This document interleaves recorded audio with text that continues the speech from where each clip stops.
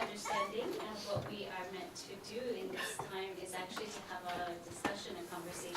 So we are hoping that you will all be speaking as much, if not more, than we will. Because I think it's important actually that we all get the chance to really talk and share our experiences as translators. You want the mic closer? Okay. Thank you. As translators and editors and practitioners as well, since our topic here today is editing for practitioners. Now I'd like to open the topic a little bit beyond editing for practitioners to translating for practitioners, because I think that process of preparing a text in order that it might be used for practice actually has to begin already with the translator. You can't just do that only at the level of editing. And that is related both to, well, I don't know, I'm in one of those situations where I think a number of people at this conference are, where I kind of wear multiple hats, in the sense that I do mostly interpret for practitioners. I interpret for my teacher in practice, teaching practice context, as well as translate in that context, but I'm also in a PhD program, so I'm doing academic style translations. In fact, my advisor is sitting in the corner shaking his finger at me right now. So to me, that's also an interesting topic about how, if so, how do we render text differently in those contexts? And in particular, how do we, when we're working particularly for practitioners and especially on liturgical materials, as was mentioned the other day, if you're asking, I think Betsy Knapper said yesterday, if you're asking somebody to chant something every day for the rest of her life, you better make it beautiful, right? So these kind of concerns are some of the topics that I think would be interesting to get into. Larry, I don't know. I too don't really want to say much, but I could, as most of you know me. And I just want to add that last line. Not only would it be nice if these things were beautiful, but I think it's essential that they're accurate. Because, at least for the work I've done, I've mostly been translating for the Vajradhatu Shambhala community, almost none of whom know any Tibetan or Sanskrit, and so they have no reference point except what we give them, which is a very nerve-wracking, kind of daunting task as a translator. And for, our early years, Trungpa Rinpoche took that responsibility, so we didn't really think about it too much. I'm sure he did. And since his time, so I feel it's really essential that, and we tend to err very much on the side of trying to make it accurate and complete. And I'm sure we sacrifice a lot of the potential beauty to make sure it's accurate. But it's true, if it could be inspiring and beautiful, all the better. But we really would like to be here more as facilitators than presenters, because we only have 2 sessions these 3 days where people who are not presenters can talk, other than maybe asking a question here or there. So some of you I know are presenters, but some of you are not. So we really would like to just invite you all to share, talk with each other, with us, and if you won't say anything, we'll keep going. So, but maybe just as a start, if anyone would like to offer a thought about what translators and editors should take into consideration, in particular if the materials are intended for an audience of practitioners. If you're working for practitioners, what are the kinds of things that are most important in your experience, or what issues have you come up against when working with these? We want to be able to hear you, so yes, maybe... I'm sorry. I was supposed to ask you to use the mic. Please use the microphone, because that way your remarks will be preserved for the future, and many other sentient beings. Well, this is just a question I have about what you think about in liturgy, when it's for a practitioner who's supposed to be reciting it, and there's the description of the deity and then oneself as a deity, whether the pronoun I, I appear with holding the trikuk, and No. Because it's a little, I don't know, it's just hard to come up with that. Well, we, from our experience, we really tried to explore that. And we explored it quite graphically. I don't know, some of you may know Sheriff Chudzen, Michael Cohn, who's a rather big person in many ways. He was part of this discussion with Trungpa Rinpoche and a bunch of us. And it was primarily the Vajrayogini sadhana that we faced that. Yeah. And so we played with it. I think we always say, there's the seed syllable, I become Jetsun Vajrayogini.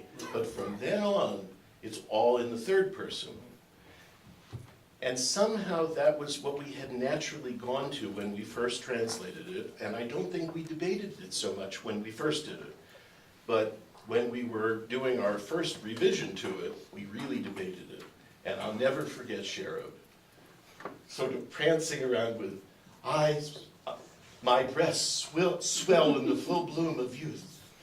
And that was the line that made us, nope, it does not work.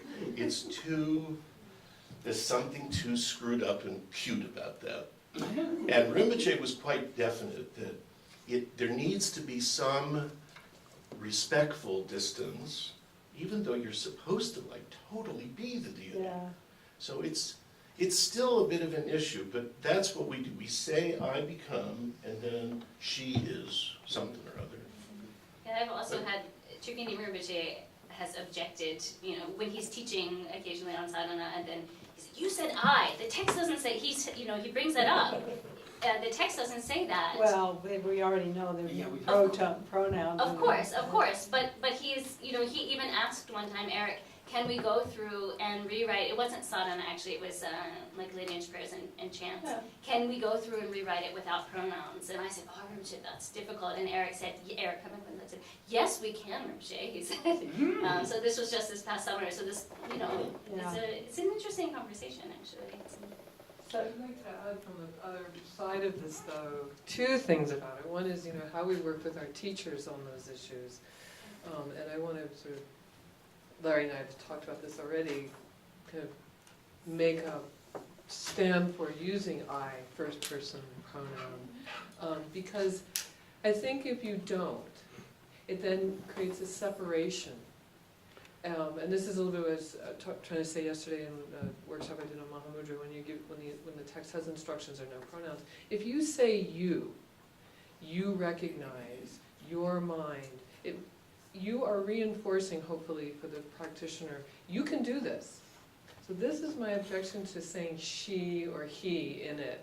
And the problem is, like you said, sometimes, the lamas, Khenpos are giving instructions, they don't know how our languages work as well as we do. We have to say something, and they won't know the impact. So it has a different sound in Tibetan, So this is a dance that we have to negotiate, but I would advocate for translators taking more responsibility with this. Not saying to you, but the rest of us who maybe aren't or don't have that direct, don't do this. But think about it. But just to flesh out better the principles that we follow, because it's more complex. Visualization, only visualization when you're describing the deity, we use the third person. When we take vows, it's always the first person. I, singular I take refuge. Yeah, but why? I rouse bodhicitta.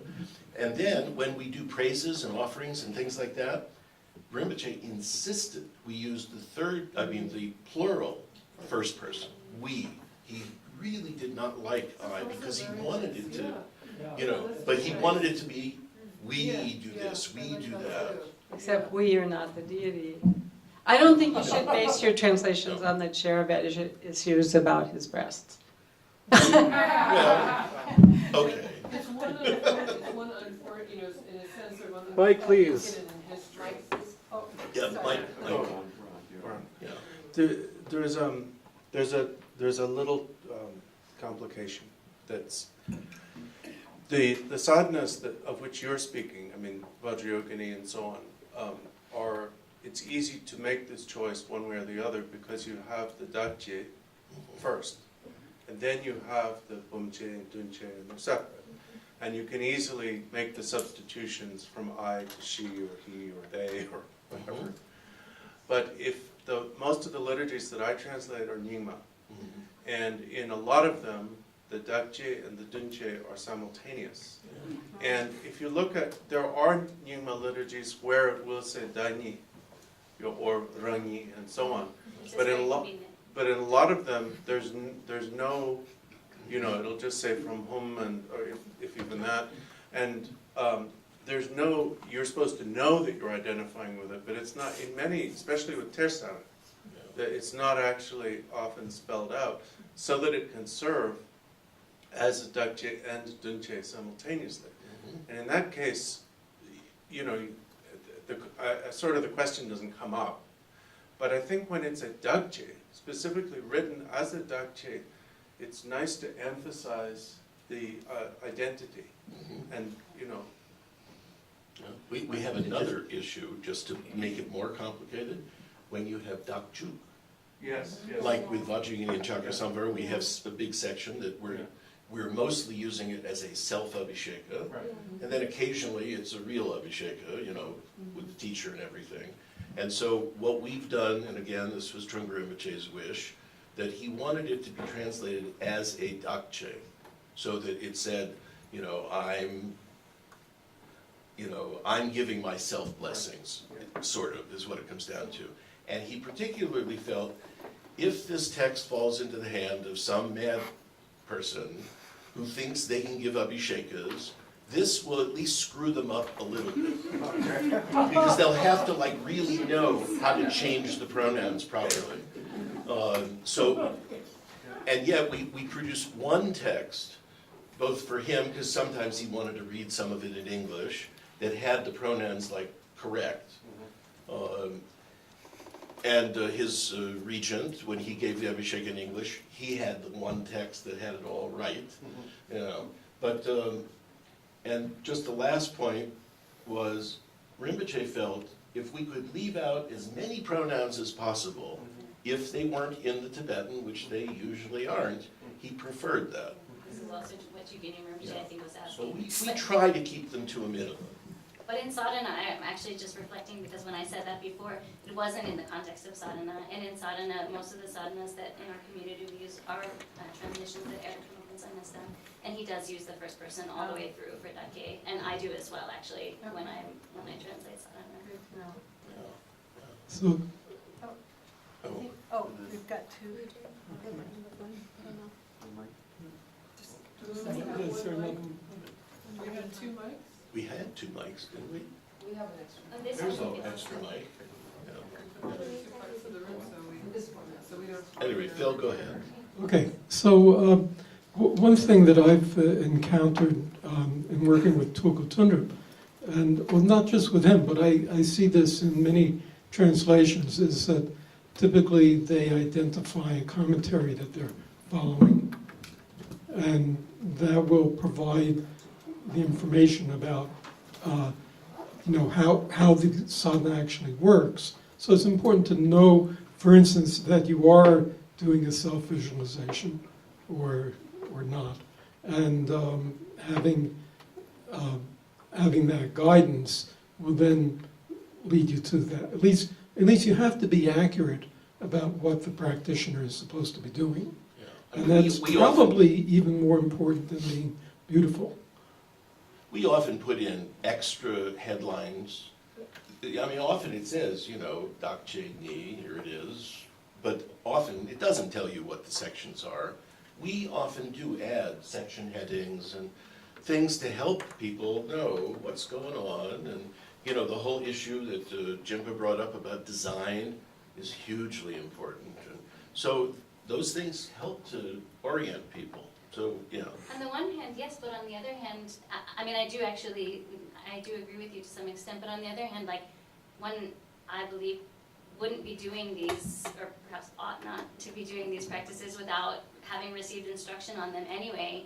And for example, often with sadhana practices, one jumps back and forth between various texts, and my teachers, in particular, T.K. Choling Rinpoche, has never allowed us to make a sadhana that puts things in the correct order. Because, and it's a disaster in a Dharma center, skip to page 42, skip to page 97, but because he says, no way, like, that is not how the text is, that's not how the text is arranged, and he wants that one receives instructions and that one practices in accordance with the teacher rather than having something laid out very clearly.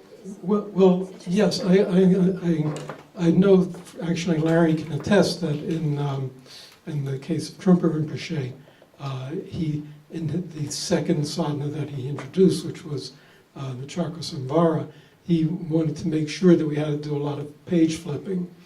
But we changed that, actually. You changed We've that? done both. He Okay. wanted some amount, but you know, the main sadhana that Mikyo Dorje wrote, every time any even 3 words were repeated, it just said ...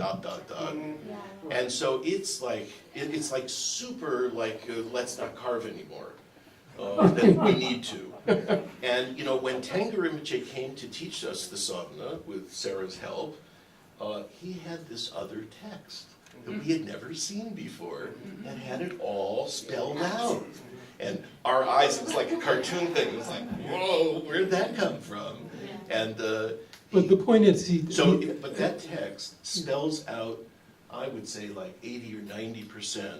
Like, and whereas the other text didn't spell out anything, so we followed then, and Rinpoche was fine with making it easier, but he wanted us to retain a little flipping around, just a little bit. But it's hard for people. So, you know. There's another question back here. Well, microphone, Phil, maybe you could. Hi, Oh, you have. my name is Yudrin and I'm from California, and I've been through 3-year retreat like many of the people in the room, and in our particular 3-year retreat facility, ritual was highly emphasized, and the traditional music, instrumentation, and art was highly emphasized. And now, unexpectedly to me, I find myself running a kind of Nakpa house or Nakong at my own home in Oakland, and doing 6 pujas a month, and in the role of helping teach people how to do traditional ritual arts and pull these things off. And the word chant was sticking out to me, and I know how Trungpa Rinpoche's style chanting is done in the Shambhala tradition, and it's beautiful. Intoning. So the word chant itself, which is luk. Luk is how straight chanting is referred to in the Tibetan liturgies, and it implies a style of recitation when you say it's chanting, when you translate it that way, instead of saying recitation. And the style in which you recite a text should have an influence, ideally, in an ideal world, on the translation. If you're aiming for a translation that could potentially be recited in English, that's a whole world, you know. But even if we're going, I don't know how, even if you're, quite often in sanghas, I'll see the lakhe, development of the deity, will be done, say, once through in Tibetan, the traditional way, and then going back through in English so that everybody knows what they're visualizing. That's a common. I like to see translators pay attention to the musicality and how it's going to be presented. Do you give any thought to that? I find translating verse into something that's chantable, I have never succeeded. I have made some attempts, but I have never succeeded in any way that I've felt good about, actually. Other translators, like actually Eric Kamakun-san, who I mentioned before, is now retranslating everything that he ever translated into singable verse, and succeeding, according to some, and according to others not succeeding, because it doesn't mean anything anymore, but it sounds, you know, you can, so like, it's a balance, and my husband actually has been experimenting with some sadhana, like translating into something that could be chanted just like for your own personal practice, right? So it's something that I think about, and I think it's incredible, actually, if a sadhana could be chanted beautifully in English. It's really, to me, that's what's so inspiring. That's why I practice in Tibetan, because I like to chant, and because the melodies are really an important part for me of the practice, actually. And it's something that I think would be amazing if we could do that nicely in English, but it's something that I don't know, We've tried. it's hard. The one thing that we do that I think is kind of as good as we mostly get to is that we always, with liturgies, things that are going to be recited, we chant them together, the few translators that are working. When we're either done or we're getting close to done, we definitely chant them together out loud to see how it feels. And that often reveals all sorts of other problems that we have to fix. But we are mostly not poets. We are really mostly not skilled enough to really make it either a nice meter, rhyme, you name it. I mean, we're really not very good at that. We have one member, as I mentioned to Sarah not long ago, who happens to be amazingly talented at this.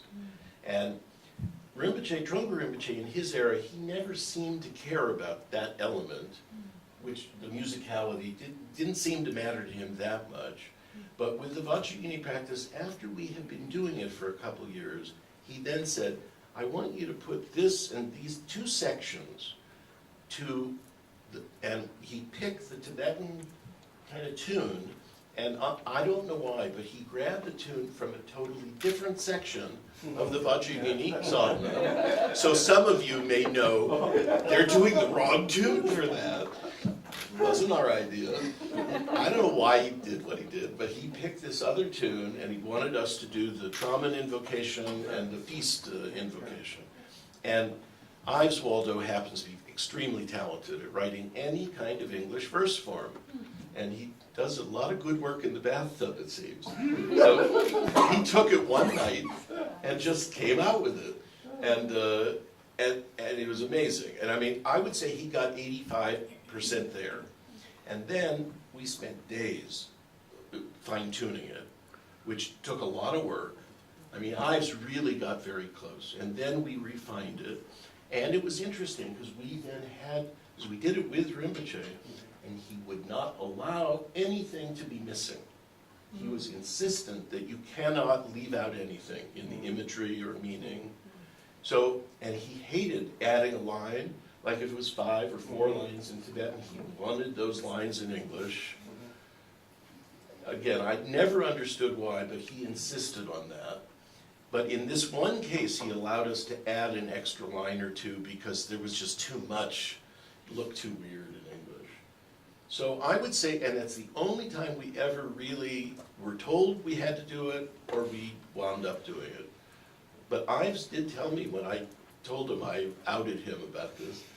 I saw him not long ago, and he said, well, by the way, my Ching Zi is all in verse.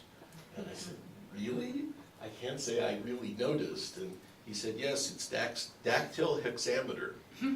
So any of you who have looked at his Ching-Zi, it's in dactyl hexameter. Okay, at any rate, which is, I guess, Homer. He was copying Homer. I just want to throw something in really quickly before it's there. Recently, maybe many of you are familiar with the Lami Gyamka's Calling the Guru from Afar, which to me is like that particular, the melodies and chanting that is something that I found so inspiring. And recently, again, Eric Kumokon-sung did an English translation of that with a different melody. There's 2 melodies for the different parts. And he was actually teaching at Ranchung Yeshigomde last summer in the evenings during the Bikini Rinpoche seminar. And he had us chant the English version of that together. And it brought tears to my eyes. And that is what the Tibetan chanting does every time with that particular text. And so then I thought, okay, like something worked, right? Because part of what you get across from my perspective with the melody is just, it's evocative. It brings something with the words that the words alone often can't. So I do think it's possible and is being done and can be done, but it's not easy. And in that case, he had to use a different melody. So that's, and I like I'm kind of partial to the Tibetan one, but you just, it's a vexed question, Sarah. One of my colleagues back in Halifax, Tingson, sings in choirs every weekend. He sort of really loves to sing. He contends that Gregorian chant works very well with what we call free verse. And he said you don't have to worry about the meter at all. It's extremely easy and quite beautiful. But I've never gotten him to kind of sit down and try to make it work with us. But Is this used in literature? yes, He Yeah. has very strong opinions about that. yes, he does. Yeah, so I just want to continue with the chanted verse theme, because actually in my work I'm doing solely chanted verse. I've been doing that for like several months now.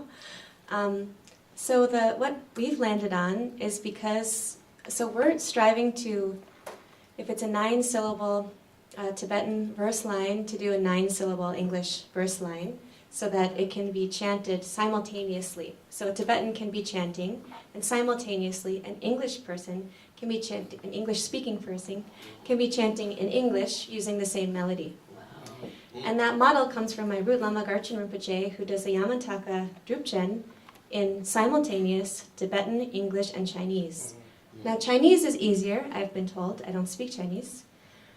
But I took this format from his brilliant English translator, Ari. What she did, and this is about kind of formatting and editing, which I think might be interesting to this group, because it does necessitate a truncated English, which might omit some of the meaning, she has fully fleshed out translation lines under the phonetics, and then on the right there's a margin of chanted verse. And so you can correspond, it takes a little bit of study, but you can correspond what you're singing with the full English meaning. Anyway, we thought that was very lovely, and so that's what we're doing, and that's one thing I wanted to mention, because I think that's nice. Are you chanting to English words or Tibetan? English, Okay. English words. Yeah. Okay, could you say the last bit again about how it's formatted? Yeah, so in the general format we're used to, there'll be the Tibetan, and then the Tibetan phonetics, and then like the trifecta, and then the English translation. So that's retained, but instead of being in portrait, it's in landscape, and so it's a wider page. And so on the right hand, there's this box, a text box, I guess, in which there's chanted verse, and it matches the line, so you know where you are visually. And the page ends up being a little more sparse, because you have to match the lines, yeah? Yeah. But That's all you said. it's really nice. It works really well. Wonderful. And I'll just throw in one more detail. So, like in this Yamataka Drupchen, my Lama will have 3 different umzes, one for Tibetan, one for Chinese, and one for English. And during the 3 sessions of the day, we'll rotate who has the microphone. But even so, everyone is chanting in their own language, so having simultaneous meaning. It's really nice. Really? It's impressive. And, Yeah. yeah. Yeah. Um, I don't know if it's possible, maybe the Eric or Arik, is it possible, like, I don't know if it's okay, you could have something posted from Yeah. some of what we've done, that a place where we could go on the, We'll just You need know, to the send around a Tsadra piece of website. paper, or either make a reminder on a piece of paper, so that way Yeah. later Marcus can do that, or yeah, or we I can- would love to see it, that's or we all can Yeah. I'm like trying write to down say. our emails Maybe together. we could It's share really things valuable. with each other. Yeah, that's a great idea, Yeah. Larry. Thank Maybe you. Trish- We're respectful of the samayas and permissions and something that's I not too probably won't racy. share the Yamataka sign, but I'll share something that I Yeah. did, which is far less Yeah. secret. Yeah. Yeah, that's a great idea. How much do you find you have to sacrifice to keep it to 9 syllables? What I find, what I can share that might be of some use without rambling too much, is there are certain sections that are more instructional or technical, like the sections of a visualization, and I find there that I have to sacrifice poetics for content. Like, I wouldn't want to omit that there are 2 arms and 1 face. I think that's an important aspect. Yeah. And so sometimes the lines are clunkier, and I think that's just sort of like what you have to parse out. Yeah. And there are some sections where maybe it's about a sort of like lofty state or atmosphere where I find the poetics might be more important than the exact words. and I feel more rain to kind of make it beautiful. Yeah, so there's a dance in there. Great. The second thing I just wanted to offer on chanted verse is the Lama I interpret for, Tulku Sangha Rinpoche, loves, as a student of Dogo Khyentse Rinpoche, Di Tar Nang We Yoldu. I don't know if there are any Nyingmas here. So it's the Guru Rinpoche prayer, and it has this gorgeous melody. And he has us do it, in his Dzogchen teachings, and then he has us do the Khenpo Tsultrim Gyamso's group's English song version, which has its own tune. Perfect. And everyone has been able to memorize that in English, and he'll have us sing that also. So we'll sing it in this Tibetan melody in Tibetan, where most English speakers don't know what they're saying, but there's a feeling there somehow. And then the English version, which is with its own tune, which also, like Catherine was saying, has a nice impact. So I think that's also nice. Yeah, thank you. Great. Sarah, I come from Garden. Oh, wait, microphone. Yeah. You are in charge of the microphone. I ran Garchen Institute for Garchen Rinpoche for 10 years, and so I can give a little bit more background on all the controversy that surrounds doing this, putting it in English versus Tibetan. Garchen Rinpoche wants it to have all the meaning and the melody, because the melody is evocative. But the complaints that you get from, I'd say, half the Sangha, is we never want to chant this in English. It's a travesty. Don't ask us to do this. Others want to chant only in English. Others want to chant only in Tibetan, in English. So it's, Please, everyone. the intensity of viewpoints, and you can't please everyone. Some people threaten to leave, if you're going to chant in English. I would just say Is it predominantly one or the other? Is it like really an even smattering of views there? It's half and half. Uh-huh. Why? Yeah. Okay. Can you tell us why? People Yeah. don't want to chant in English? Because it's wrong, it's not traditional, it's lacking in devotion to the Guru, even though the Guru is asking them to chant in English. There's also some controversy around the figure, this translator herself, so I think that might That's, be played. that's correct, there's controversy around the translator herself, but that's not all of it, there's something else. So, I'm also a student of Chukinima Rinpoche's, and I'm doing some translation of liturgical texts into metered English, which is definitely a challenge. I can't keep the same number of syllables per line, at least not yet. And I haven't yet gone to committee because that terrifies me. But one thing Chukinima Rinpoche said was that if we were going to try to chant the English, it's really important to try and do it according to the traditional Tibetan tunes, because they themselves have lineage. And then he goes into like how he learned the tunes from his mother, and she learned the tunes from her uncle, who learned them from Chogyo Lingpa, and so on and so forth. And yeah, I don't know how good a job I'm doing it, but I'm having a blast. And I'm so inspired in my practice, because suddenly all the meaning's just there. I don't have to like try and remember the Tibetan. So it's fun, but also incredibly difficult. I would like to note, though, that the Tibetan liturgies that most of us have either practiced or translated or whatever are native. They're written in Tibetan. They are not translated from Sanskrit, by and large. I mean, the Pranidhana from Samantabhadra Pranidhana, that comes from the Gandhavyuha. There are few things that come from Sanskrit. But most what Tibetans practice was written in Tibetan. We have to write in English if we're going to succeed in the way they do. It's not conceivable that we will develop a literature in translation.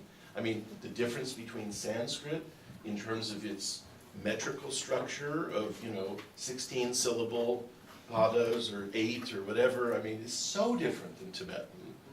There's no question that Tibetans were not copying something from Sanskrit. They developed their own poetic world. And wow, it's amazing.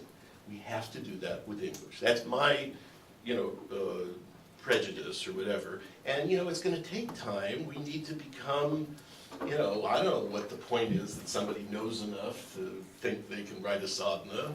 I'm not going there. And I don't know how it was for them. I really don't. But we would hope that our work is producing siddhas eventually, who I hope are poets or musicians also. I always joked with Allen Ginsberg, Ganesha Gundro, I want you to help us with the sadhanas, but he never did. And it's probably just as well. Because I don't know what that would have been like. I mean, he would have put Sharon to shame, I'm sure. So just to announce Allen Ginsberg's 100-year anniversary tomorrow night. 91st. Oh, wow. Yeah. 91st birthday. Yeah, Yeah. and with Ann Waldman, and that should be fun if you're still in Tonight. town. Oh, is it tonight? Oh, wait. No, it's tomorrow. I think it's It's tomorrow. oh, now I'm confused. It might be tonight, but No, no. anyway, It's check it out. Sunday. Fox Theater It's downtown. Sunday. I think it's tomorrow. Okay. I don't think it's, well, wait. I'm gonna jump back to what you said, Larry. Actually, I'm not sure about what you just said about sadhanas. I mean, Yeshe can speak to others about Nyingma, but just even the ones I know that we're very familiar with in the Karma Kaju, they're compilations, and you can see that some of the origins of them are from the Tantras. And so things in between, like the prose parts may have been written in Tibetan, but they're actually, sadhanas started out very like skeleton-like, right? And they, over generations, kind of built up. So that's also an interesting thing to consider, that the work that we're doing in translation may become sort of the roots for other forms which we're already talking about here. Like the 2 8-line praises that are in Vajrayana and Chakra somewhere, that's from the Tantra. But I don't think there's another line. I think all the sadhanas, directly from Tantras. Yeah. I mean, you can see in the Except for Karmas. Okay. I mean, you can see this, like for example, the Hevajra Tantra, the Hevajra sadhana is drawn from different parts of the Tantra. It's very, very obvious. But I think, all these lines in every empowerment. Yes, a lot of those. That's true, for sure. We just don't know sometimes the origins, but as more things get translated, we will see that. That's right. Yeah. And I think it's very interesting all what we're saying about chantability and melodies and all of that. But I want to ask another question before I do. I want to say the other possibility. This is connected to my second part. Is that we have 2 versions.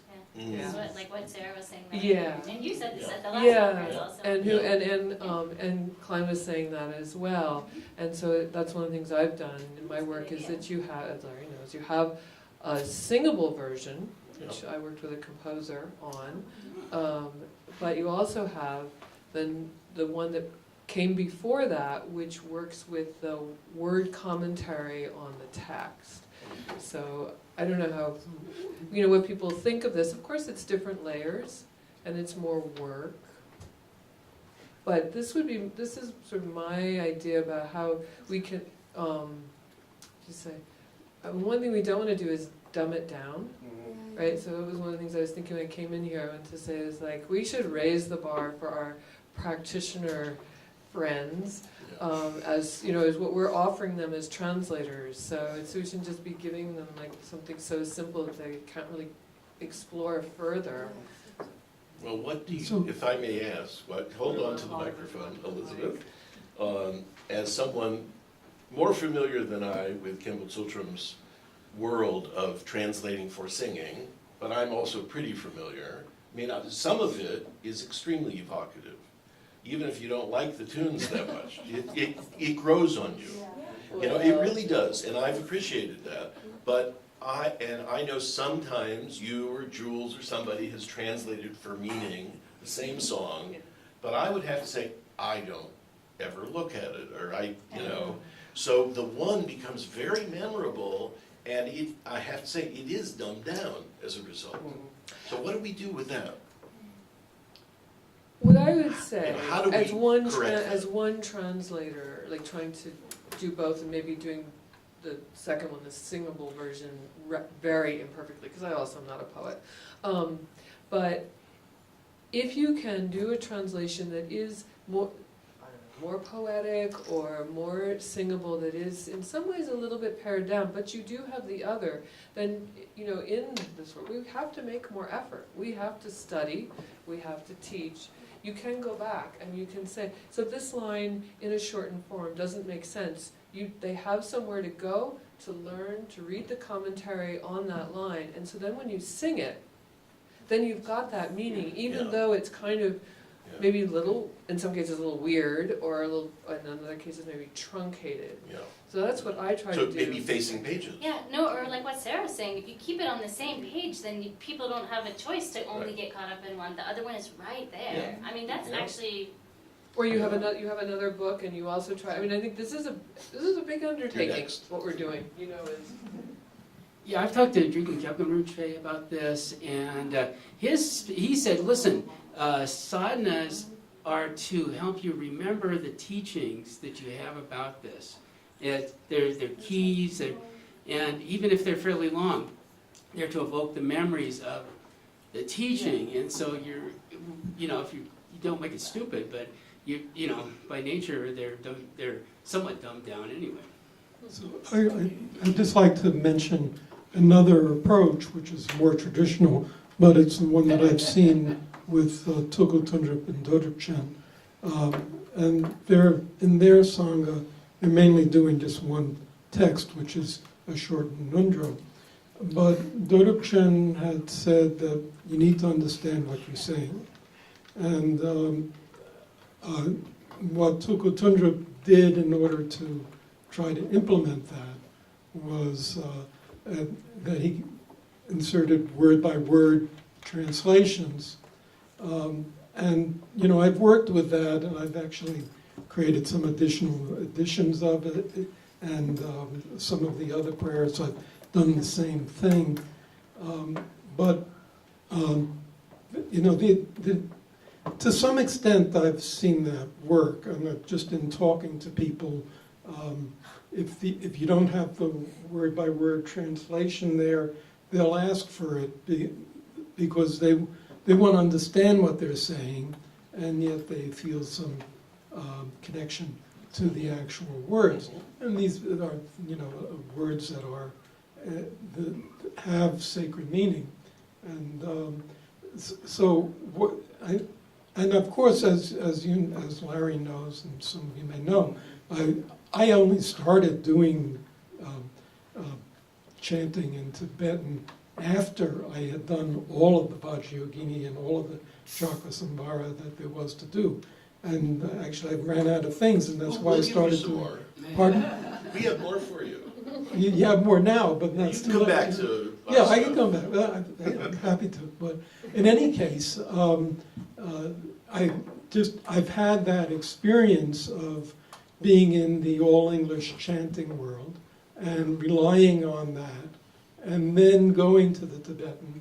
And frankly, what for me has been valuable about that is that I'm able to see kind of both sides, and both my native tongue and the Tibetan tongue, and that there's just seeing how you implement the translation is a kind of transmission, because especially if you have people like Trungpa Rinpoche who are doing the translation, or Tulku Tundrup for that matter, you can see how the choice of words is part of the transmission of how to relate to that teaching. So I'm not completely convinced that this bilingual approach is wrong, although I certainly sympathize with that there are many people who really want to be able to chant in their own language.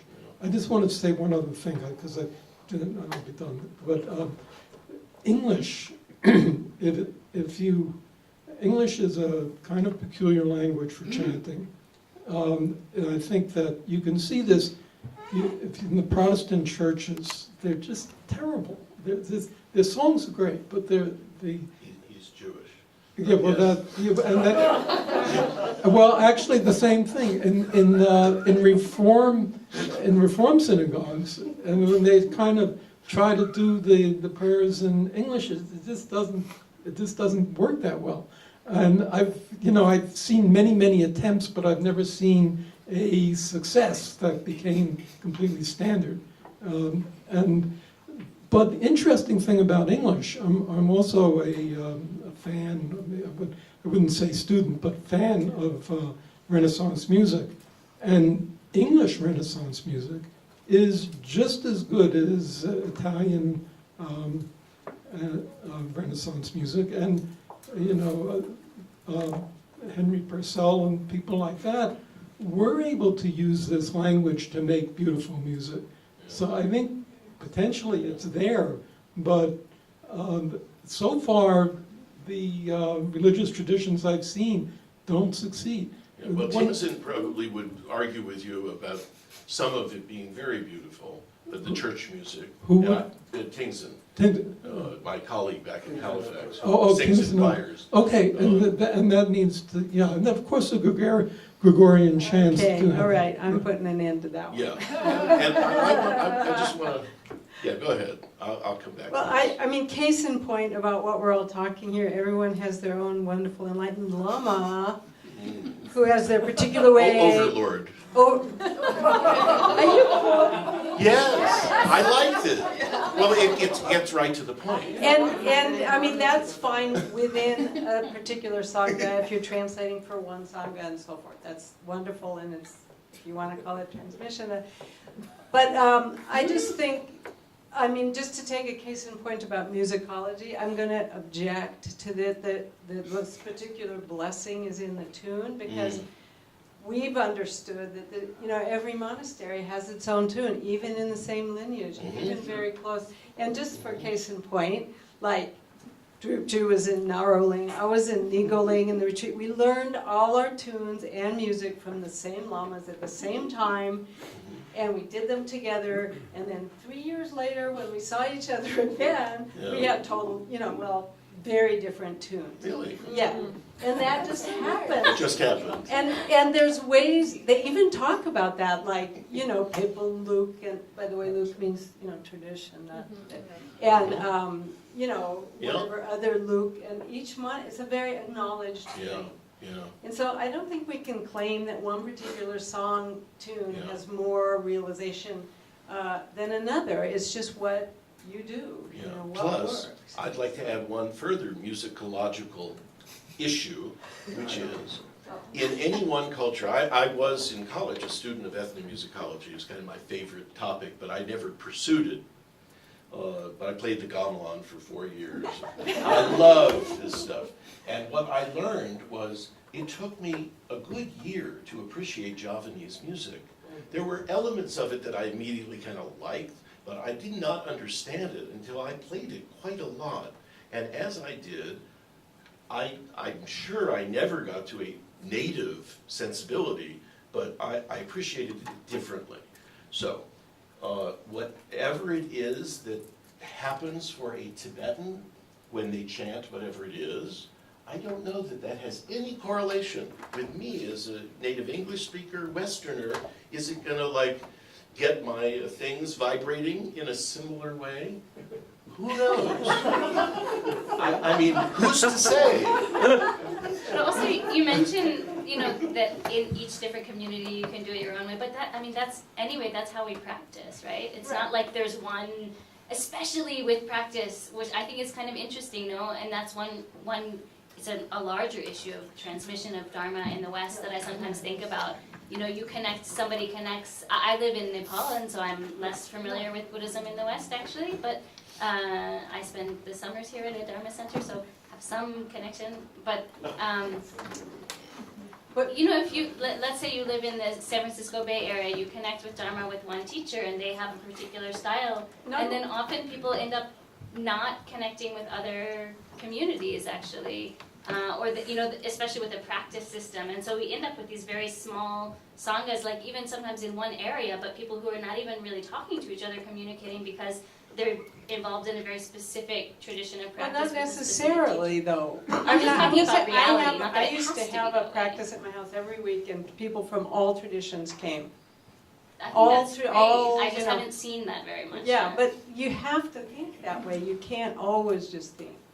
Is that in Tibetan or English? Well, the majority of the people who came wanted both, so we did about half and half, and I parsed it out so that the parts that were descriptive we did in English, and then there was a lot of chanting with tunes of the ones I remembered, Ningaloo tunes. But and that trying to make everyone happy. But I think you do have to. I've been very conscious, and then sometimes Tibetans come, and sometimes Bhutanese come, and you don't want to exclude them either, But I just would not encourage more and more separatism. No, I think if you want the Dharma to last long in the West, it's not, that's an issue, actually. Yeah. And we do have to think more broadly if Dharma will really take root and stay here. Yeah. I agree with that. Yeah, I'd also like to throw in another reference point. In terms of design, if you put, like many Dharma centers do, Uchen, phonetic with Roman script and translation in English or German or whatever, you are saying to the reader, number one line is more important. Is that what we want to communicate? Is an issue. If they're on facing pages, you have a more egalitarian mindset about, like when I grew up, like Phil, I chanted everything in Hebrew. I didn't know anything. I knew a few words, but I mostly had no idea what I was saying. And as I got a little older, I started reading the English, and I got less interested in what I was saying, as it turned out. They lost me when I actually knew what I was saying, because I wasn't very interested in it. But I could have said, I could do the Saturday morning thing by heart in Hebrew at some point. And it was evocative of something, but I had no meaning. So what does that mean? I mean, like a really dumb Jew. We don't like dumb Jews. Anyway, I wanted to just throw another reference point out. Nawang, who's not here, is he? Well, Nawang had, I thought, a really interesting essay or part of an introduction. And I think it's The Life of Guru Rinpoche. But one of the books, he really rails on the 19th century translators translated into beautiful English poetry. Like, how'd they do that? How come we can't do that? It was rhymed, it was metrical, we're not talking about liturgies, we're just talking about translating, I think it was mostly Sanskrit into English. And he has some wonderful examples from, really old stuff in English. And it really, I was very inspired by what he did, and it made me feel like, well, I'm completely inadequate. I'm sure I can't do that. But it's worth reading this, and maybe you could. It's not Rinpoche, for sure, but it's. Maybe the Sacred Places book. I can't. No, but maybe the illusion. It's definitely Nawang who did this. The Songs of Illusion, whatever that one. Yeah, I can't remember. Anyway, worth reading. Couple of things. I'll start with the nice things and see how we do. The one thing I wanted to get back to, we're kind of off it, but I'll come back to it, is the Drikchok controversy. And the thing about that is that when you have these types of texts that you're talking about with one line of Tibetan, one line of phonetics, and one line of translation. A trukchok, where everything's written out but duplicated and so on, it can be the size of the New York City phone book. Yeah. And so we'll often prepare, and I thought of this when you were talking about the Yamantaka Gutor, because we do Yamantaka Gutor too, a different one, but similar. That we have different versions of the text. We have a version for when people are doing it as sadhana practice at home that's mostly just the terjung, and then for the gutor, we have it's pretty slimmed down with the stuff that they don't need. Otherwise, it's just like a phone book. So But on the other hand, I have a serious case of Lepa Janggu about Drikchok in another way, which is that I am one of these dinosaurs that believes that we should try to keep lungs going. And Tibetans sometimes get sloppy about the lung lineages if they're using the wrong edition of the text. They won't remember if it's the edition they got. The Yikchung can be different, and so on. So every time we turn a Trukchok into a Drikchok, and then the Lama somebody has to give the lung for it, sometimes they end up giving lungs for what they haven't received, or missing part of the text, and somebody, it gets kind of confusing. This may become a non-issue in the near future.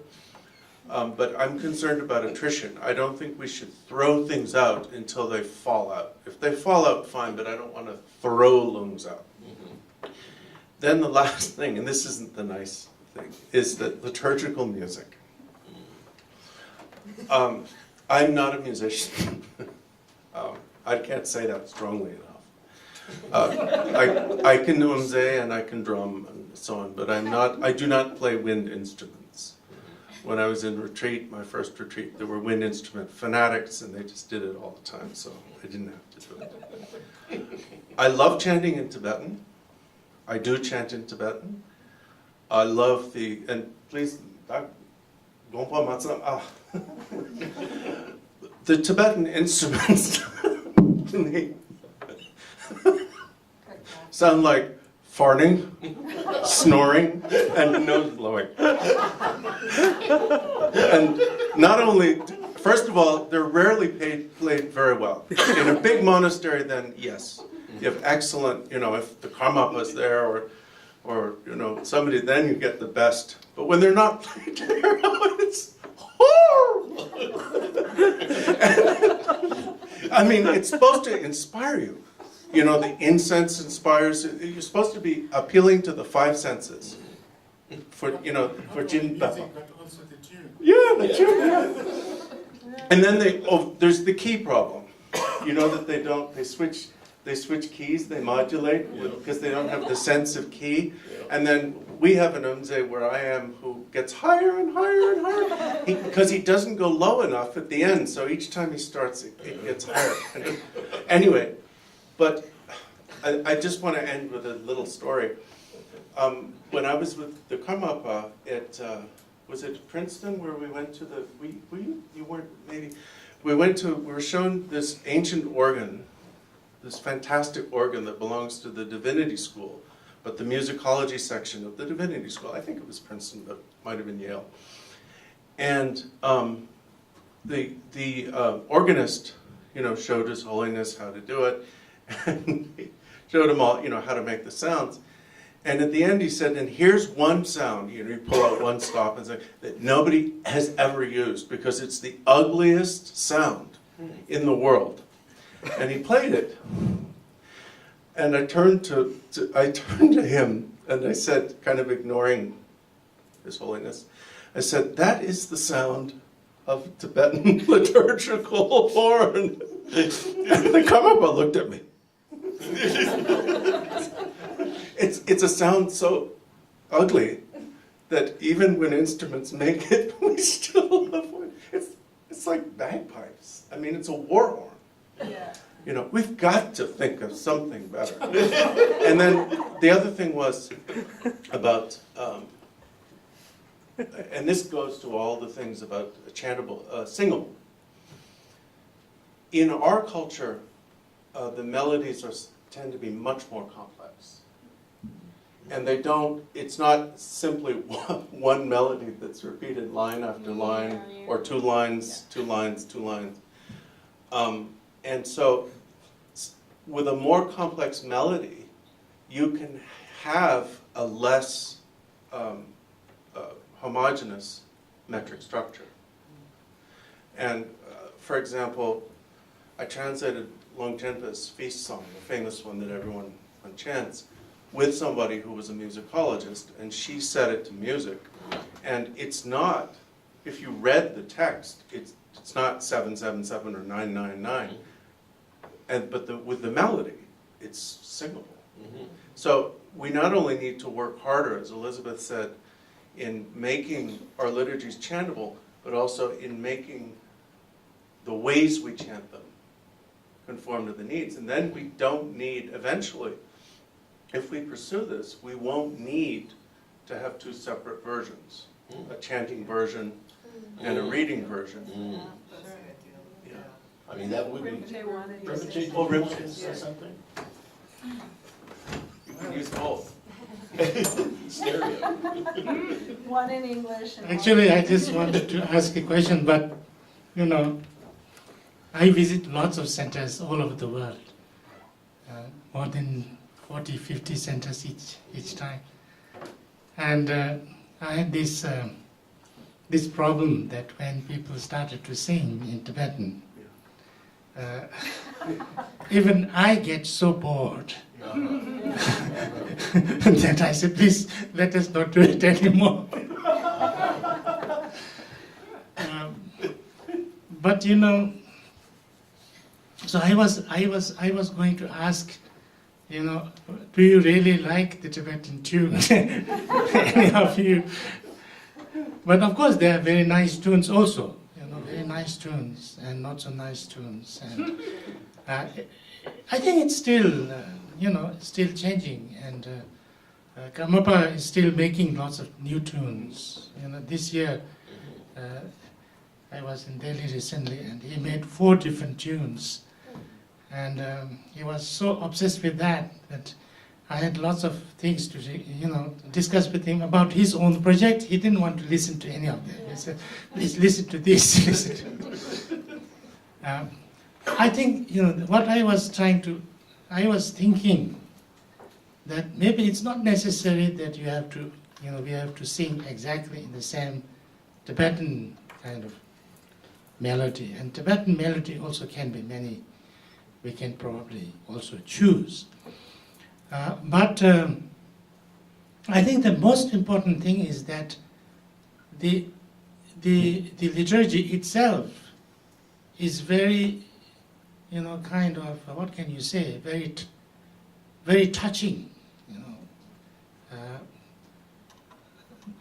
Of course it has to be correct, but you know, there are many different corrects, you know. There can be 5 different things, all correct. But, you know, one is more kind of touching and, you know, another is more bland and things like that. I think that's... There's also, for Westerners... Microphone. Microphone. There. When we talk, Yeah, when we on. talk about melodies, in Tibetan text, a lot of it is simply cadence. It's not melody. It's just an ease of flow of cadence of chanting. Yeah. And then there are the special songs that have beautiful melodies. So Westerners lose sight of this often, and they take a cadence to be a melody.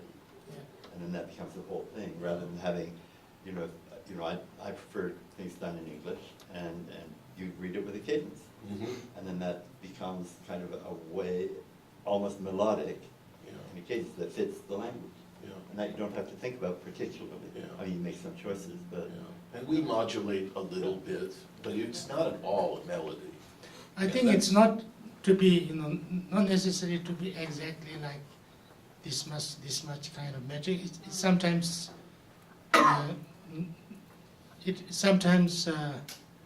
what can you say? It obstructs to be more inspiring.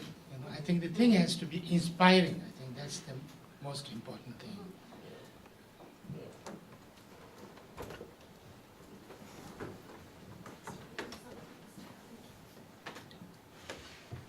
Yeah, I'd just like to echo what Yeshe Gyamso said. I was appreciative of that there's different contexts for liturgy. So like, for example, you know, we're translating a Drupcha material. So that's a context where there's going to be, everyone is going to be chanting it at the same time.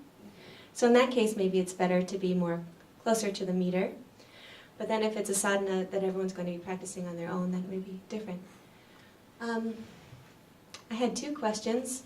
They're actually one is for Elizabeth. I'm curious if you could talk more about working with a composer. That was really interesting to me.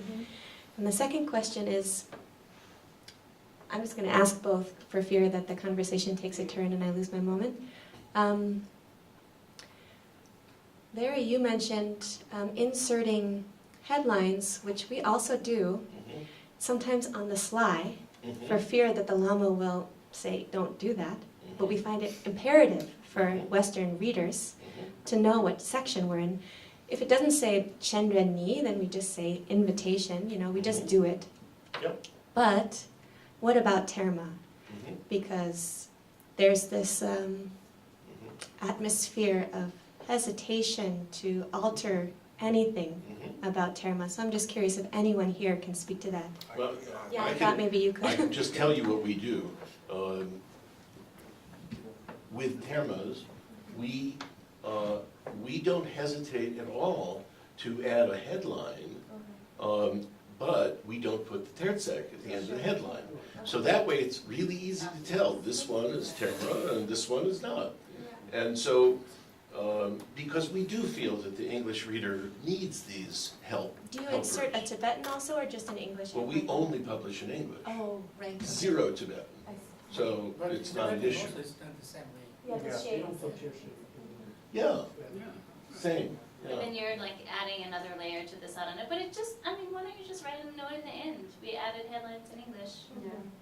Yeah. It's fine, as long as you're transparent about what you're doing. Yeah. I think it's actually It's helpful. Yeah. The one other little caveat with termas, and this we did discuss with Trungpa Rinpoche, he always, with non-termas, wanted us to fix the Sanskrit, to correct it to be proper, grammatical Sanskrit, if we could. And sometimes we don't understand it well enough to fix it, and then we just leave it. But if we felt confident that we could make it better grammatically, he wanted that. But with termas, he often said, just leave it because there's some special quality of the termas. Occasionally, if it was like something that was so well known, Namo Gurave instead of Namo Guru, which is like just illiterate, that's okay. Because it's just so, it's jarring to an Indian sensibility. It's just so wrong. But generally, we like Dakini that has what is it? DH, Dahata, which is weird. We leave it because there's something it's special, and so we don't want to screw it up, by fixing it. What I was going to say was that there are specific terma cycles. There are degrees of seal, on alteration. There are some tertons who specifically said nobody can touch anything. You can't even make a drikchok out of this. And with those, I don't add headings. I just leave it as it is. But with most terma, mostly what we use are drikchok anyway. I mean, they're like additions where someone like Jungkook Control or somebody else will have added to it. And in which case, I think, And they tell you in the colophon. well, who you did can that, see right? by how Exactly. it's the punctuation also. So then it's just transparent who did what, and then. It's, the thing is, if it's got the daik at the beginning, it's therefore supposed to be terjung without anything else. If it's a drikchok, like Jungkook Control's Kunchi Chindu Lejang or something like that, it will not have the daik at the beginning. Yes. In the back. There was actually a question directed to us. come on, Mariana. Oh, yes, I'm sorry. I can wait until all my academic colleagues left to say. We'll just come back to Okay, we'll come back. You just did a whole. This whole thing with treasure is really interesting, and drawing together some of the threads that have come up in the conversation with regard to working with these texts. What do we always say? Chutanje mitakpade, right? Everything changes. And likewise, we can see in these texts that they change so much over time. I mean, treasures and everything else. I mean, whether it's an edition of a text, the way that it's been copied, if it's been re-revealed. The tradition allows for much change by necessity. And something that I'm very interested in and almost terrified to present here is kind of the notion of what we're doing in general. Translators, in having a background in the tradition, in the language, and everything else. I mean, there's such a broader range of opportunity, I think, with regard to transmitting these teachings. And so on the one hand, I mean, if we really do have a true depth of faith in the power of these instructions, and we really are taking them to heart, and we really are doing everything we can with full intention to both practice them and enable others to practice them, then what really are our responsibilities in transmitting these texts? When we look at the way that they've changed over time in the Tibetan context, this notion of evolution is absolutely essential. And translation, of course, is such a huge part of this. I mean, it is a new text. It is something in a new context, new environment. But then, you know, what it gets me thinking about, and we'll see if this gets me into trouble, but is this notion of kind of larger creativity.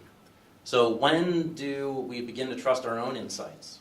When do we see, not problems because we appreciate what the texts are, but ways in which they can be transformed, made more effective, more eloquent? When do we start to take it upon ourselves, for example, to add new lines, new verses, new stanzas? Not even to the point of necessarily introducing a whole new sadhana. I mean, I certainly hope that we get there. I think we must, right? I mean, that's what the Tibetans did too. But I'm kind of curious about this point. Is it a total transgression to introduce new material into these texts? Or is it something that maybe we take on a responsibility for as practitioners and translators? It's a little bit of a shift, We don't but- do it. We No, don't of do it course at not. all. Yeah. So I have no experience. I don't entertain those thoughts too much. And I don't feel that I should as a translator. But I appreciate the sentiment and the inspiration that I know others do entertain that. And I even have friends who've written their own Ngundro text, and the Vajrayogini Sadhana, for example, which I haven't actually seen, but I wish them all well, those practitioners. But it makes me nervous. I can't help but feel that. On the other hand, I'm an advocate of it happening eventually. I kind of wish it was after my time, so I don't have to deal with it. But, so I don't know, and it would be wonderful if that person's teacher were still alive and encouraged them and felt like, good idea. You know, like, that's why I think the more we work with our teachers so that they appreciate the issues and that would be the best, because then at least you feel some lineage blessing and support.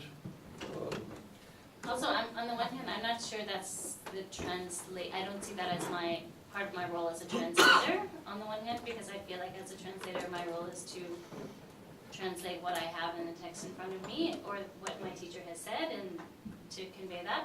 But on the other hand, if I think, you know, having studied some history, historically, if we look at the transmission of Dharma from India to Tibet, who was involved in that transmission is a lot of them are translators. In fact, I did some research one time looking specifically at a particular Puya Samaja lineage, and you find basically three different situations. You find individuals mentioned in the histories who were involved in the transmission of, let's say, that particular lineage, and some of whose names you find in the colophons as translators of those texts, others whose names you find nowhere except in the histories, and then there are some individuals who were both mentioned in the histories as transmitters of the text, and also whose names you find in the colophons as the translators of those texts. But it's very clear that translators were very much involved, historically speaking, in the transmission of specific lineages. And so on the one hand, I feel some tension actually between like my particular role. I love that my job is to repeat what my teacher says. I love that. I'm happy also speaking on my own, like right now I'm telling you what I think, that's fine, but I enjoy that role of being like a vessel for his speech. And likewise when I translate, I enjoy being try to be a vessel for the writing of whoever's writing I'm translating. On the other hand, as translators, and again this goes back to what Jose was saying earlier today, we really engage with this material to the point that you're really learning and internalizing it, and who I mean, if we're talking about transmitting Dharma to the West, like, a lot of the people who are most steeped in these traditions, in fact, are translators. I just don't want it to be me, you know what? I mean, because I was thinking, who's going to write new sadhanas? It should be teachers, right? People who have been, their teachers said to them, you please teach and pass that on. But if I could come back to what Dan was saying, I've always thought of the liturgies, particularly for Yidam practice, as a support for an inner process. There's an unfolding of an inner vision of awakening, and the text is simply a reminder and a support for that. And if you look at the liturgical text and then the commentary, a very small part of the detail in the commentary is in the liturgical text. Yeah. So I think there's lots of room to think you could play with the support. And if I'm working with students and a traditional text doesn't work, I thought, that's not really important. What's important is you get the point, which is the inner process. Now that's a very different aspect to the other side of liturgical practice, which is community or group sharing of that vision through the support of a common support, which is the text. And that you get into the area where you've mainly been discussing, is music, sound, all of that. But in terms of the function of the liturgy, you know, aside from what you were saying, the role of the translator to assume responsibility in making those changes, but in the position of a teacher working with a student and a practice and a liturgical text, I'm certainly ready to take lots of liberty. Yeah. I mean, when we began Lundro practice in our community, Trungpa Rinpoche didn't have a copy of the Karma Kama-san Lundro text. Or at least, I don't know, he probably would have had an easy time getting it from somebody. But he didn't happen to have it, and we didn't know anything. Right? We didn't know there was one. And so he composed the 4 reminders in English, very memorable. I still think it's the best version I've ever seen. And we've translated at least 7 or 8 versions. And we didn't have any other liturgy. We just stood up and started prostrating. We had all sorts of instruction, quite a long discussion of what to visualize, but we had no liturgical support at all. But when it came to do mantra, when some of his students were finishing prostrations, he said, "You must get the liturgy now." And then one of his students had it from Samyling. So it was easy. And that's when he insisted on inserting the liturgy and having the mantra done, you know, correctly and pronounced like an Indian might and all that stuff. And we then, from there on, translated the Lundro text. But it was actually a couple of years after, it was I who said, wouldn't it be nice to finish this text and go back and do the refuge and bodhicitta section? Oh yeah, I guess so, we'll do that. So then people started having the whole thing. But it was interesting, I mean, I didn't really think about it, that we didn't even have the liturgy. Who cared? We had plenty of instruction in what to do. So maybe Elizabeth could answer your question. Someone wants to know? Oh, yeah, Elizabeth.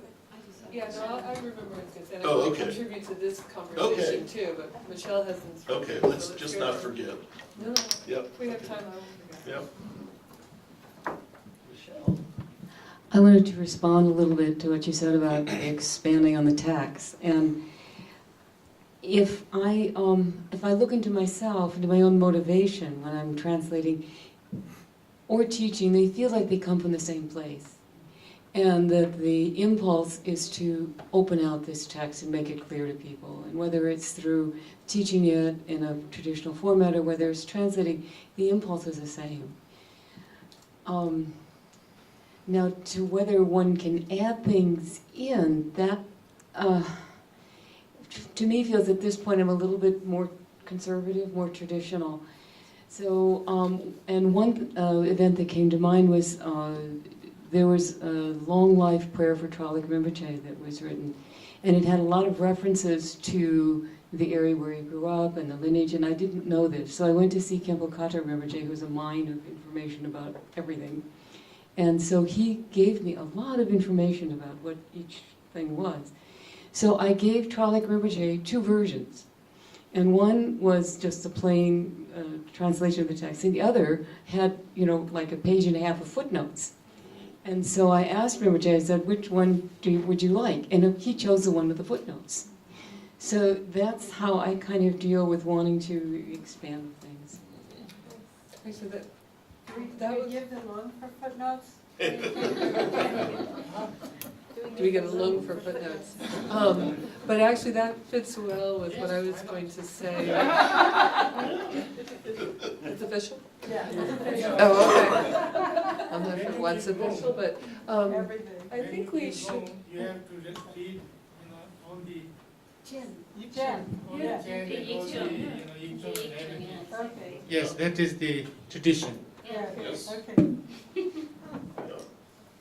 No problem.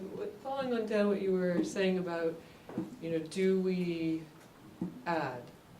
So there's different things that one can add, and I think one thing we haven't talked about here at this conference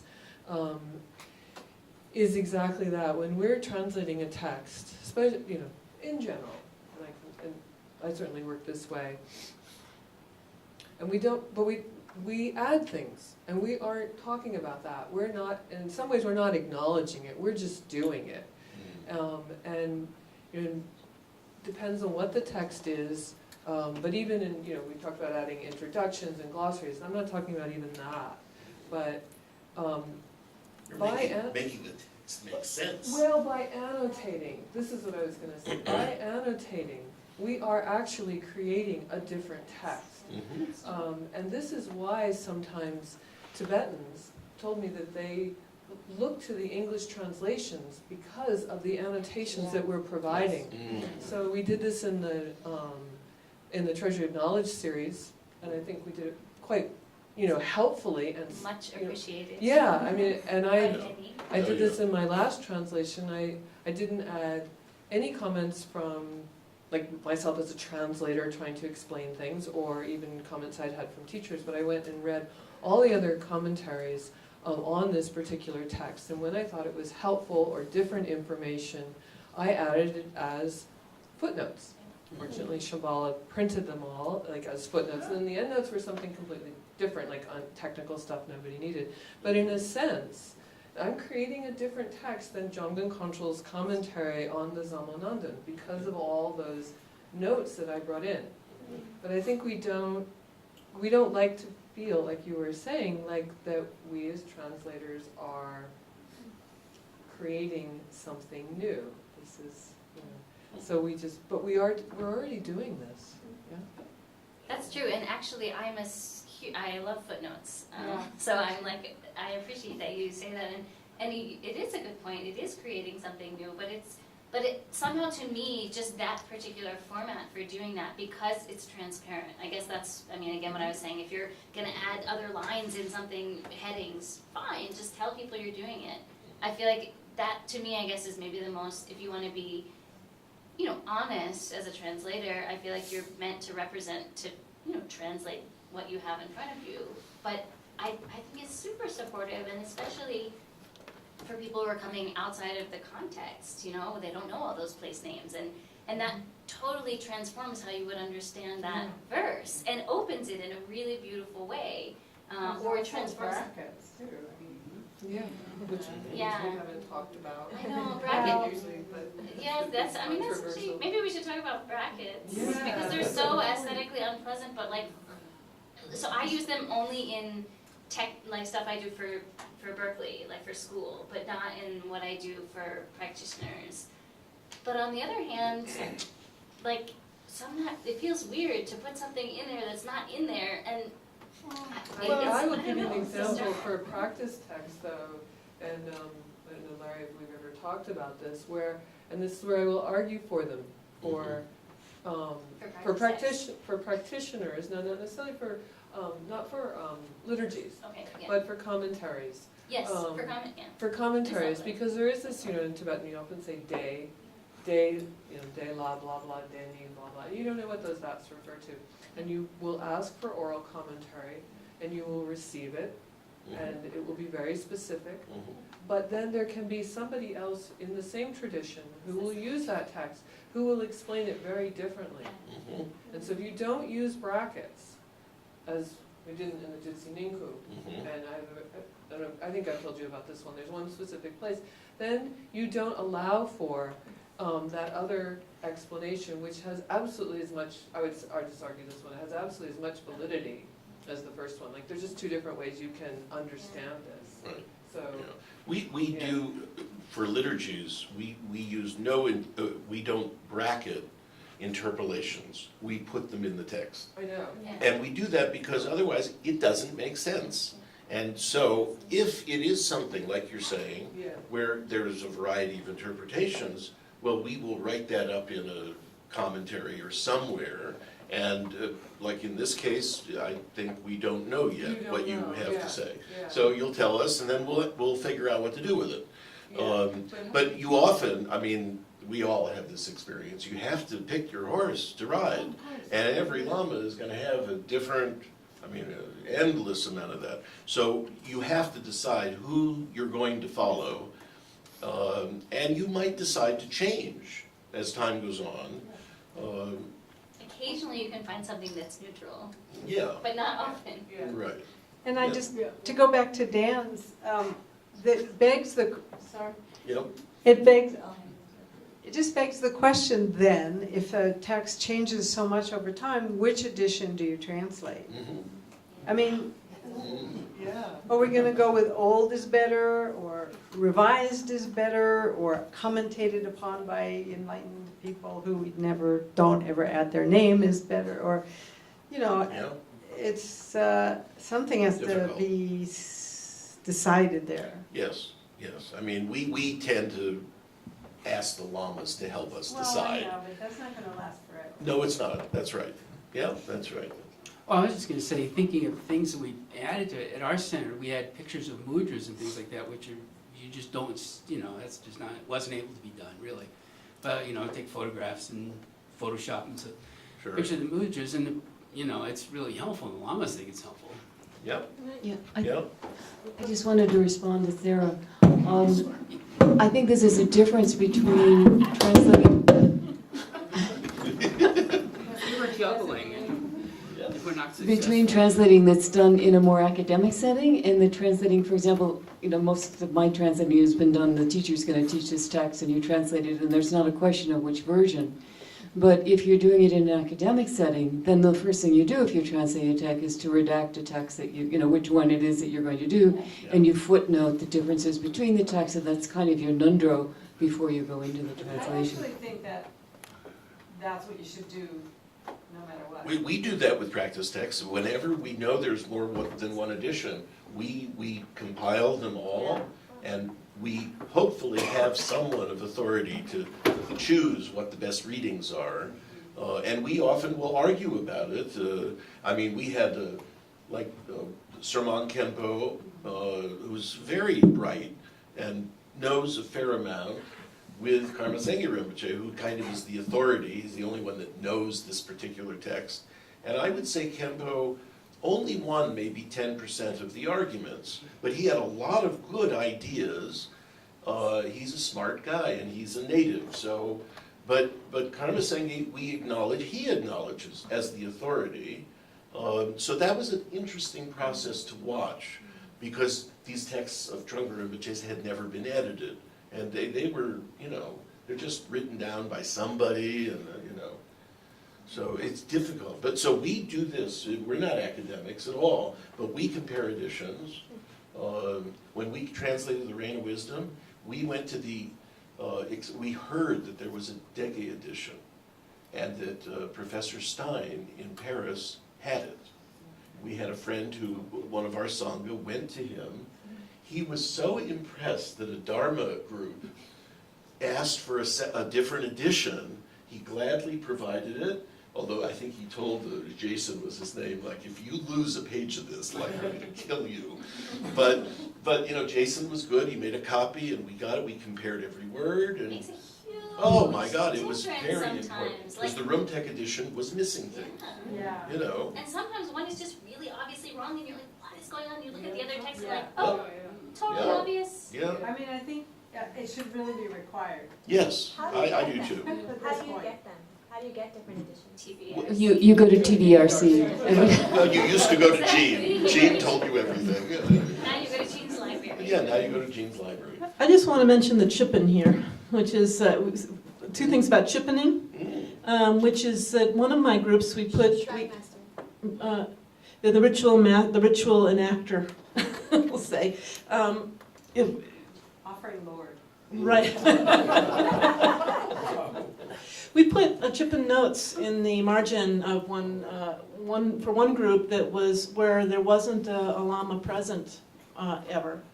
And so once we straightened it out, then everybody was always literally on the same page with how to do the chippening. And if the pro-chippin was absent, somebody else could do it. Hugely helpful. And secondly, if you're, you might want to think about length in terms of what needs to be enacted during that section. If somebody needs to go all the way outside the room with a torma and come back in, well, we're not usually shortening things in English, but you have to be aware of that. And so these things need to be, you need to play this out with your ritual people and see how it's working physically in the space you're in. And we have assistant chupins so that more than one thing can happen.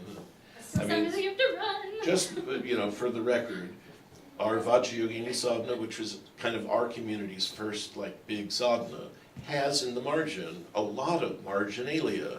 It has little bells where you ring and drums and and it looks kind of cute, I think. It's pretty. And Rinpoche was, this came about, it's worth mentioning, one of his students is a playwright, Jean-Claude Van Italy, and when he became a sadhaka, he said, this is like a play. You need to put all the stage notes in, And I said, well, that's interesting. Can you do me a few pages what you would like to see? So he did, and he took everything from Rinpoche's oral instructions. It was way too much. But we sat down with the Vidyadhara, or Drunga Rinpoche, and went over it, and we reduced it down to a pretty minimum amount. All just, how many times to do things, with the name of the mudra. We didn't put photographs, but we actually put a fair amount of ritual detail in there, just so that everybody's on the same page with when they're ringing and. But Rinpoche then said, no more. With the chakra samvara and future sadhanas, I do not want you to do that. And we said, well, why not? And he said, they now know how to do a sadhana. They need to take their own notes. Make the margins big. Give them plenty of room, but I want them to study themselves and put in what they want, because some people don't like any notes. Some people want 1 million notes. And it's fine to write as much as you want. So that's why we don't do that in any other sadhanas, but it really is helpful. Well, there are, these ancillary texts, Zindris, Dropa, etc., that when you're training, you get. And Lama Tarchin Rinpoche, before he passed, he was frantically trying to get these notes put into the text so that things wouldn't change from how he was taught by Dudjom Rinpoche. And so it was like a last-minute rush because he knew he was on the way out. And I don't think it would ever happen, but it was an idea. I brought to Rabjan Rinpoche a set of things that we had done, the 3 Ngundro texts and a manual from Dilgo Khyentse Rinpoche had given us. I presented him with the English version, and because I wanted him to see, we kind of did our homework, and here you are. And he was very happy, and he summoned his lackey, I thought at the time, Changling Rinpoche, who came out with a stack of books. And he said, this is what we've been doing, just what you say. They've been annotating in Chechen all the way Dilgo Khyentse Rinpoche did everything, so that they now have a better established tradition. Now, I'm sure what we put in our manuals is way more detailed, because we don't know anything, and they have a much greater cultural knowledge. But still, he was very proud of, we're doing this hasn't been done before. Since I know we have to wind up in a few minutes, I just want to get back to what you asked, mainly, not because I think what I've done is so great, but mainly to encourage others to do the same thing. And that is 2 things. Because it was so great. No, because we need it. Because we need it. We need it better than what I'm doing. The editorial. Editorial. I know. It's absolutely right. Work with a poet, work with a composer. Comes down to that. Can you just say a little bit about that? What did that look like a little bit? Well, the way just happened very naturally for me that, well, I like music, but I know I am not a composer. And I know I'm not a poet. I think these are actually two good traits that I have, that I know I'm not good at it. And I refused to come up with melodies for my translations, even though I was asked to do so by my teacher. So my solution was to go find a friend who was a composer, who was good at it, because I like music. And we would sit during a 2-week program in my room for a few hours every day and go over the translations that I had made with 2 other people in the room. One was an editor and one was also sort of a musician, and we would be looking at the commentary and looking at the root text, and we would be massaging the English, as it were. We'd be taking words out, changing the way they were arranged in the lines. And by doing this for a few years together, I actually got better at translating the root verse because I knew the process I was going to go through. So I had it in my mind, and then, the composer Alexander, he also would come with melodies, and then we'd look how they would fit. But still, I wouldn't say they're poetry. So I think there's another way. You work with someone who is a poet, but it does. My one experience with that is, I think, was a little bit what is it Anne Klein was, who was saying, or is it Janet? No, it was Janet saying it yesterday. I think one of the things that's a little difficult about that is